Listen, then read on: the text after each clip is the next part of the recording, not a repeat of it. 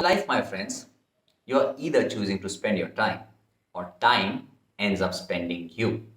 In the second case, you become a mere reactive response to all the stimulants around you, dancing between the dualities of instant excitation and boredom, between the polarities of utter happiness and absolute sadness, which turns into depression and blurs your vision and perception. But if you can, in between, find some meaning in life, a purpose in life, you will transcend this dimension of dualities and give an answer to all your life's pain and suffering. By finding your life's purpose, you will not only contribute towards everlasting happiness to your own self, but make this world a better place to live in for others as well. My name is Dinprit Sethi, and I welcome you all to Lifestyle Within. On the 36th episode of Detox, we will be talking about finding your life's purpose and then moving forward with it. I have compiled a beautiful show reel for you. So now is the time to enjoy it. Roll credits.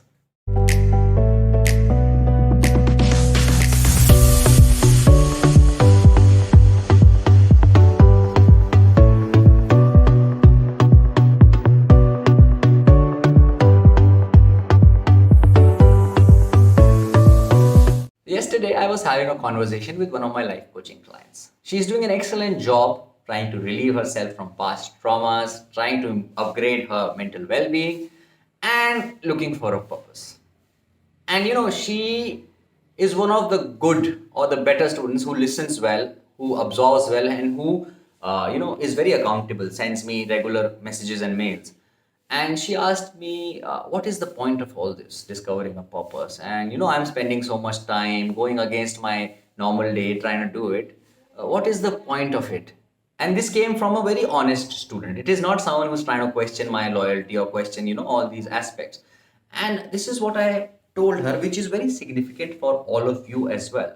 See, just by trying to discover your life's purpose, you orient your time towards more productivity. And because an empty mind is a devil's workshop, you relieve yourself from the emptiness. Your thoughts work in a progressive direction, and that in itself is a good change in your life. And then she asked me, how much time will it take? Because I have already spent these many days. And I said, it'll take one day more than the patience that you have. So always remember, it'll take a little more effort than you are used to, because you're not used to putting in the effort.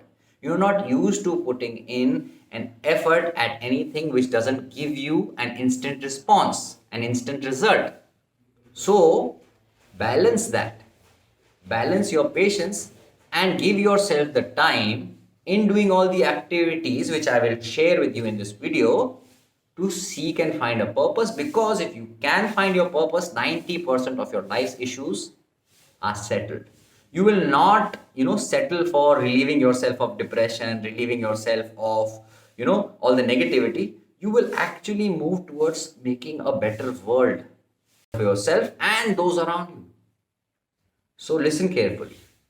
So the first point is, empty your mind from social influences. What that means is, be a part of the world. Don't leave the world. Don't go to the Himalayas, settle in the Himalayas, and think that life can be zen out there. It cannot. Your mind is still with you and it'll keep running. What you have to do is, being a part of society, give yourself time every day so that you know that you are the master of your own thoughts. Someone else is not controlling them. By doing that, you will always allow good influence in and keep bad influences out. You will not slide with life.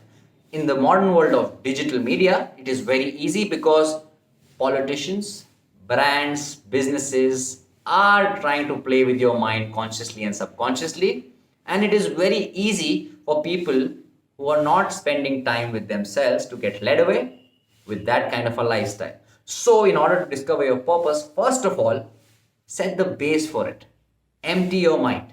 Empty your mind means doing everything possible to give yourself daily breaks of 15 to 20 minutes. It can be doing a dance, it can be meditating, focusing on your breath, going off in nature for a walk, but at those times, you have to rid your mind of all thoughts and look at your own life objectively from a third person's perspective. The second point is understand and study both kind of billionaires. The first kind of billionaires are businessmen. They work very hard, otherwise they won't be billionaires, and they collect a lot of money. After doing that, they open up charities, they start providing for the world, they contribute not only in terms of direct contributions in terms of money, but also in terms of jobs, etc., etc. But there's also a second kind of billionaire who is someone who is giving off his energy, who is giving off his time, not after they have become billionaires, but in the process of their lives. There are so many examples who have affected this world beautifully, who have contributed with their energy and time, and who are billionaires as well. What I want you to do is study the life patterns of both kinds of billionaires. Some people might want to take the business route, some people might want to take the karma in action route. Both are relevant because both material and metaphysical are equal and they have to be treated equally. Study both lifestyles, study the principles, daily patterns of both, and then try to pick up certain things and apply in your own life. You will get your answers, you will get your purpose. The third point, and I repeat this very often in all my talks, is contribute. If you think about contributing towards the welfare of the society, of people around you, not the people living maybe in Cambodia or in Nigeria, we can do it later, but the people around in your micro community, you can find ways of contributing towards their happiness that will go a long way in helping you discover your life's purpose. Because out of this course I did from the Yale University, I discovered that giving, there is no karmic magical mantra to giving, that you give and you get back. What you get back out of giving is a sense of gratification, contentment, and happiness, which is the basis for your life's forward movement. So, if you are contributing, if you're giving, you will, as it is, feel so good, you won't want anything back. And with that sense of happiness, you will also achieve more. So, please, whenever you're trying to discover your life's purpose, always think in terms of how you can benefit the people around you. And once you have done that, I think the purpose comes to you rather than you go to the purpose. So, the fourth part expands on my introduction, wherein I talked about suffering fruitfully. So, the fourth point is about suffering fruitfully. Humans are conditioned to always take the easy and comfortable road. The easy and comfortable road will only lead to either pleasure or disgust. But, however, if you train yourself to suffer fruitfully towards a worthy cause, in this case is suffer for a little time every day trying to discover your purpose, one day you will not even notice when the purpose comes to you because you enjoyed the process. Your suffering bore fruits, that's why the journey was worth it. So always make it a habit to suffer fruitfully. This can only happen when you choose your sufferings because sometimes, because we are letting life slide, the sufferings come to us. But the discipline that it will take for you to discover your purpose is a kind of a suffering as well, which you have to choose. The greatest gift in life is to choose your sufferings. And in this case, the gift will lead to another gift, which is for you to discover your life's purpose. The fifth and the most important aspect of today's talk is once you have discovered your purpose, you have to recalibrate your thought process and serve your purpose as if you're worshipping the divine. Yes, once you are chasing your actual life's purpose, you are actually allowing the cosmos to express itself. It is your connection with the absolute power, the God, or whoever you believe in. So, rather than living in duality and treating your work and your life as different, you have to treat your work as worship and really live the authenticity of that statement. Because in the modern world, we see a lot of temples have turned into shops, and it's an opportunity for us humans to turn our shops into temples. Why can't we serve the divine with the skills that we share, with the services and products that we offer?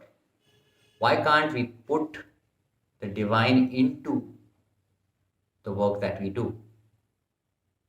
So please, even if you are selling something, even if you're selling a service, do it in a way as if you are worshipping the divine, and you will be taking the best steps of your life ever. I hope you have a wonderful, productive day. I hope today goes a long way in helping you discover your purpose. Do share this with someone who is struggling to find their own purpose or doesn't understand the relevance of it. Pranam.